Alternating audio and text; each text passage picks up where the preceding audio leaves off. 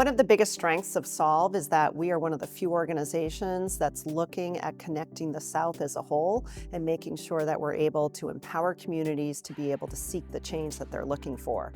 We have our leadership council, which is made up of members from every state in our region.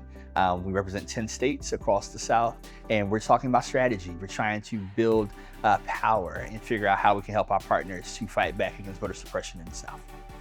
Solve represents a space for us to convene and strategize around how do we counter these attacks? How do we make sure that our communities are educated and informed and understand, not just from a voter education perspective, meaning like how to vote, the voting laws, but also from a political education perspective, like how these systems work and how these issues sit at their kitchen table and the agency and the power that they have to bring about the change that they want to see in their communities.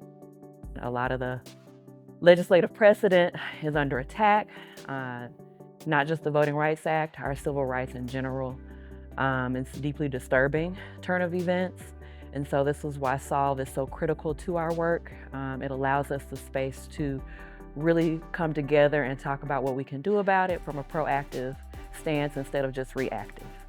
All of these policies and legislation when it comes to voting rights and voting access is affecting the youth, and these are 16, 17-year-olds who are about to vote for the first time in a couple years. And that's where we really appreciate Solve coming in and being a part of Solve, where there's now an invitation for the youth to sit at that table and really get to decide how their future will look like. So I'm really excited. Real change happens when everyday people, just ordinary people, have gotten together and said enough is enough and let's do something about it. And to me, that's what Solve represents. So if you're someone who is seeing this and you're thinking about what can I do? So much is going on. Tap into the Solve network, visit the website, follow the socials to stay engaged and informed about what's happening across the South. But we work together in coalition and you can too. So thank you.